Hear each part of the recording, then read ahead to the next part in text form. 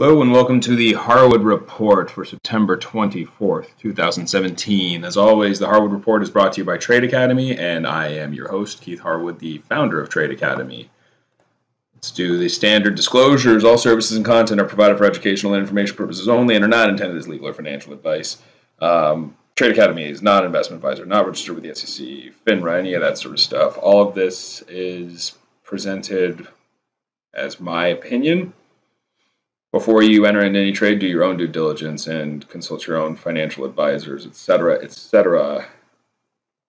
This week's highlights. Do our normal, going over the four major indices: Spiders, NASDAQ, Russell, and Dow Jones, Industrial Average. We'll go to the rates, forex, commodities again. I still really think that this dollar-yen pair trade has been a very, very interesting trade, and the implications on gold. And this week, I think the miners may have an interesting trade. Last week, we were looking at silver. And then going over again to crude and USO. Pretty tight range last week with a little bit of firmness in crude, and we'll talk about where I see things going this week. Finally, we'll go into the sectors. The oil chart and where we see oil going is going to obviously have an impact on the oil sector. So we have OIH this week, very interesting, as well as XLE, and then going over to the biotechs, and then circling back to the utilities that we spoke of last week as well. So without any further ado, let's first jump over. I want to point out, guys, I did a webinar as a collaboration with Option Pit on Thursday night. You can find it on my blog. It's talking about trading breakouts with options. Got the replay here. It's all free, and I introduced a new product that I'm doing in collaboration with Option Pit, so you should check it out. I think it was a pretty well-received webinar, and I think you guys will enjoy that if you enjoy what I'm doing here. Now that marketing piece is done for me, let's go into the SPY. All right, so we'll look at the S&P ETF right here, SPY. You can see that last week it was a little bit firm. This break's not really real. That was from going ex-div, but it did close pretty close to the 10-day moving average. Let's look at the futures, because I think that kind of gives you a little bit better picture of where we are relative to the moving averages because of that dividend. So you can see last week just kind of this very sideways, boring action in general. Closed right at the 10-day moving average. Did have its lows of the week made on Friday, but generally speaking, it's not very exciting. We're right at the 10-day moving average. If this doesn't hold going into Monday, I think we could probably retest back down here to the 50-day moving average, and probably even more likely down to the 100-day moving average. Once we've broken the 50-day moving average of support and showed that the 100-day moving average has been our support, it makes it a little bit that much more likely that a break would go all the way down to the 100-day moving average. So I'm a little leery of how this week's action is going to come. We are going into quarter end. You could have a little window dressing. Let's look at what happened last quarter here. You can see that last June, the very end of the month, you had a lot of choppy trade here. Big break on the 27th, big bounce on the 28th, big break on the 29th, 30th was basically sideways, and then we were done. So that was going into a holiday week with 4th of July and everything. So, you had a lot of volatility going into it. I wouldn't be surprised to see a lot of volatility again, especially if we get a big break first. It's going to be a choppy week, I think, though, if anything. This quarter-end stuff can create some battlegrounds. So that's going to give us some better trading opportunities outside of the S&P. First off, the first sector, I think, actually, that has the best opportunity maybe would be the tech sector. If we do get one of those breaks, you can see that the NASDAQ has been relatively weak. Certainly wouldn't be surprised to see us retest this 100-day moving average down below 142. Doesn't sound like a lot, but that's 2% down. That could be a significant break. There's been a lot of money flow into the tech sector all year.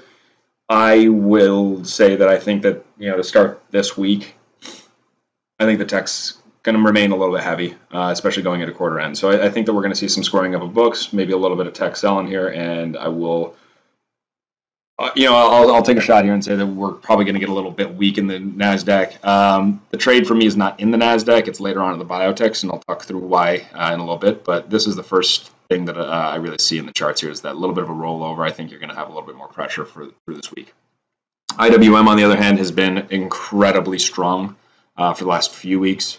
A lot of this is, you look at what's going on in oil and the XLE. I mean, it's a very similar looking chart, except for for the last couple weeks, just this nice one-way almost run higher, and it looks incredible. We had a new all-time high on Friday, so I'm not interested in fading this move in the small caps. If we have a bullish week overall, there's going to be more money flow into it.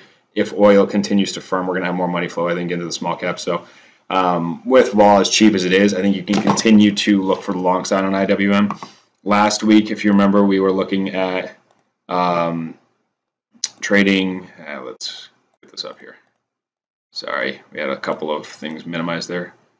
In IWM, we were looking at the September 29th 144 calls at the beginning of the week. They were around 35 cents. They're up to 77 cents here. I wouldn't go that route right now. If you're looking for a trade to the upside going into quarter end, and you go to October 6th, and you look at these 145 or 145 and a half calls, probably the 145 and a halves, just because you get a little bit better play out if you get a breakout. But again, this is not actually where I want to go if I'm planning for this move. I think that the XLE and OIH type stuff gives you a little bit better R&R. So I'm not necessarily looking to play the IWM this week, but I do think that if you're going to get money flow, that's the sector you're going to get it in. Finally, there's not much here in the industrial average. I mean, yes, it looks very similar to the S&P for the week. A couple up days and a couple down days, retesting the 10-day moving average. But this is not the exciting sector for me at all. It was a good week, a little pullback Friday. I just don't see much here. Let's go over to the Forex stuff here, starting with that dollar-yen. So we got above the 10 and 20-day moving averages a couple weeks ago, and this has been driving a little bit of a bearish bias in gold, miners, and silver for me. Last week we had a really nice run. Fed didn't do anything bearish to the dollar relative to the yen, got above the 200-day moving average, and then it seems to maybe have failed on Friday. If we can't reclaim the 200-day moving average, then this may pull all the way back down here and start reversing the trend. I mean, at a minimum, we should see us retest the 100-day moving average at around a little over 111. The process of testing the 100-day moving average would pull us below the 10-day moving average. That kind of gets us back to being neutral, and it may just start a little bit of a flow here. If NASDAQ's weak, you may see a little bit of a risk-off move, people going into the metals, and that's generally going to be weak for dollar-yen. So I think this week's a pullback week in dollar-yen and a potentially good week for the precious metals as a result. And if you actually look at GLD, that chart's kind of showing some good strength here. Got down to the 50-day moving average and held really well on Thursday. Started the bounce. Looks to me like that's going to be your support now. If you get below the 100-day moving, the 50-day moving average, you probably get out of that trade. But I don't think that there's a lot of downside here. You got a pretty well-defined risk. Upside looks good.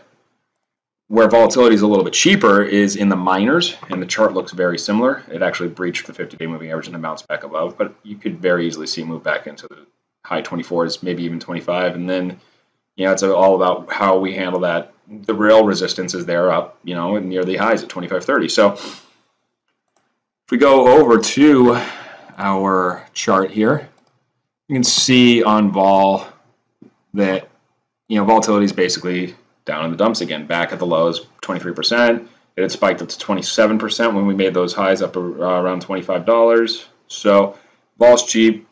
I'm thinking about a rally here that gets me thinking about the October 13th, 24 calls. For 29 cents, these are pretty cheap. See, it's the lowest fall in this term.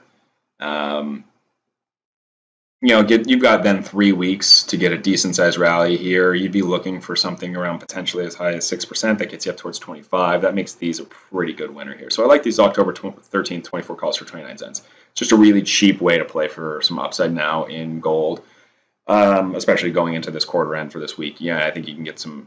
These can rock pretty well and pretty quickly. So that's my first real trade here. I like the gold miners. I'm going to be looking at this tomorrow morning. Hopefully they're still there. Let's move over to crude. So we'll start with the futures, and we can see here that the week was pretty strong. Traded closed above the previous week's high. This was Monday, Tuesday, Wednesday, or sorry, the 18th there was Monday. So, I mean, we had a drifting higher week, but it looks generally still good. We held the 200-day moving average very well. All the moving averages are kind of dragging up, starting to cross above. Everything looks pretty good in crude. The key for us has been in USO.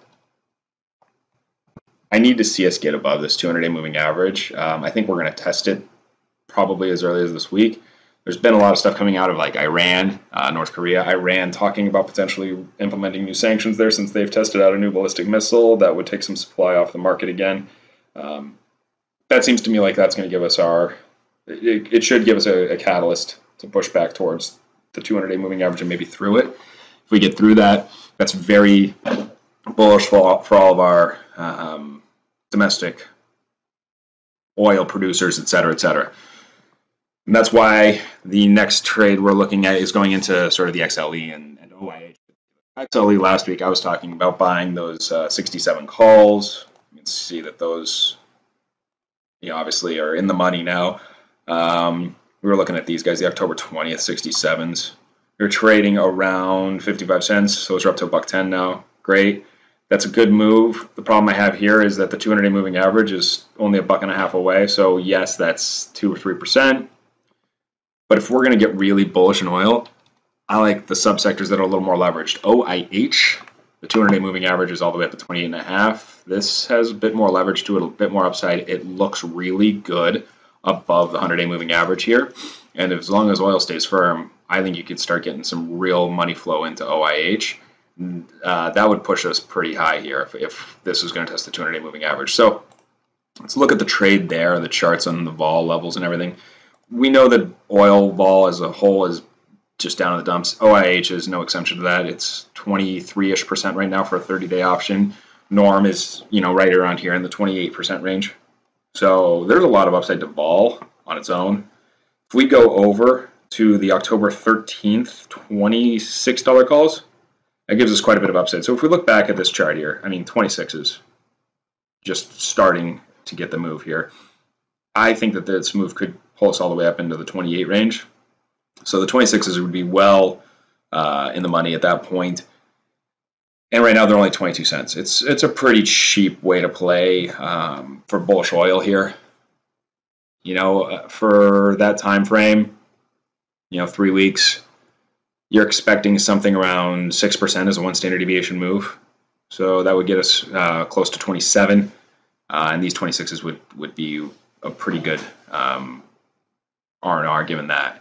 So that's going to be the way I'm looking at the oil play this week, is looking at these October 13th 26 calls for, say, 23 cents. I think you can get them kind of in market. You may have to pay 24, but that's going to be my play. I think tomorrow morning, if I can get these, or maybe I'll go into an individual name instead. But this is kind of where I like playing the oil names is something a little bit more leveraged than just the XLE, which is a pretty low vol product, 13%. Let's go to the higher volatility and higher leverage trade. All right, so let's get out of commodities here. That really kind of covers what we were looking at there in the commodities names, and I want to go back to the tech sector. So I mentioned that I didn't like the way the NASDAQ chart looked. I thought that could retest the 142-ish level, maybe a little bit lower, testing the 100-day moving average, and that should pull down biotech just because it's a sort of leveraged subsector of the tech world. Biotech has been very good this quarter. You can see that last quarter end was pretty choppy as well. You had some, you made a new all-time high, and then had these crazy, a new high, 52-week high list, actually. I don't know if that's an all-time high, but you had this kind of crazy chop and pulled us back down. It doesn't look as like it has as much momentum as it did last quarter end, and I wouldn't be surprised to see us pull back here to the 50-day moving average and maybe down to the 100-day. That's not going to happen in a week, more than likely. That should take a little bit of time, but in the near term, retesting this $80 kind of level would be well within reason.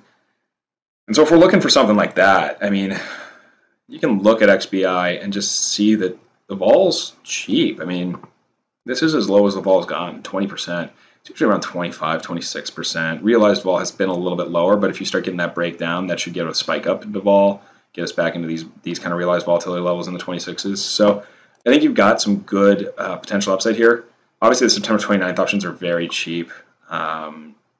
Part of that is the weekend effect. There's going to be a little bit of a bid here come back into the implied volatility. Yes, these options will all be a little bit cheaper because of theta, but I just don't want to play that short term, even though I think next week could be volatile. I want to play for something that's got a little bit of vega in it, because if we break and vol increases, then I can get paid both on gamma and on vega. So I'm actually looking back into the October 13th again. Give us 3 weeks. Looking around these 82s, 3-week average move here. If we're looking at this expecting this to go back to about a 24% volatility product, over the course of these 3 weeks, we should see a move of about, again, 6%. That would give us a move down towards 79, so that gets us a little bit below the 80 level. These 82s for just under 90 cents look really good to me then. 88 cents. If you get the move all the way down to 79, then maybe you should have gone down to the 81.5s just to get a little bit more leverage. But I think that this is kind of the level that we're looking here. You start with the 82s, see how we handle some of the selling pressure into the end of the quarter. And if the technicals get a little more negative, then these are going to get you a lot of juice pretty fast here. I mean, if we do make that full move all the way down to 79, these are worth $3. So that's 3 to 1 R&R, risking 90 to make 210. So a little under 90, sorry, whatever, 2.5 to 1 R&R. All in all, I think that's got a really good risk-reward profile there. So that's my trade for the biotechs. And then finally, last week, I talked about XLU. I can't believe how well this thing played out and how fast it paid out. I mean, we were talking right here about how it should probably retest the 100-day moving average around 53.25. It's 53.40 today, and guess what? We're actually below it, and that's a bad sign for this because last time, we had our first bounce kind of here in no man's land. I think we're going to go to the 200-day moving average. It looks like it has to happen here. I get it. If interest rates drop, XLU gets a little bit of a bid. But if the market as a whole starts to roll over, XLU has been something that people are long. You can clearly see that from last week that some people were long and needing to get out. I don't think the liquidation is completely over here. I think that we could literally actually get down here towards below 52. And volatility is just frankly not all that expensive yet. Yes, it has come up because of the magnitude of the move last week. I mean, so we're a little bit on the low middle of the range. We should be trading closer to 12 or 13% here. I mean, this is a moment where people should be getting a little bit more scared. You can see realized volatility's coming up. So last week we looked at the September 29th 54 puts for 15 cents. Those are a home run here at this point. I got to go a little further back now because I want to have 2 full weeks. I'm looking at these 52.5 puts for 18 cents, maybe 19 cents. It's the same kind of situation. If we get below 52 and retest the 200-day moving average there, these can easily quickly become 60 cents in the money. So you've got a good R&R here. The 200-day moving average will likely provide some support. So these are not I don't think these are going to pay off quite the same, obviously, as the September 29th puts did last week. But I think what we should be looking at here is an extension of the break into the quarter end, and you get some money out of the 52.5 puts or so, and we get a little bit of an increase in volatility.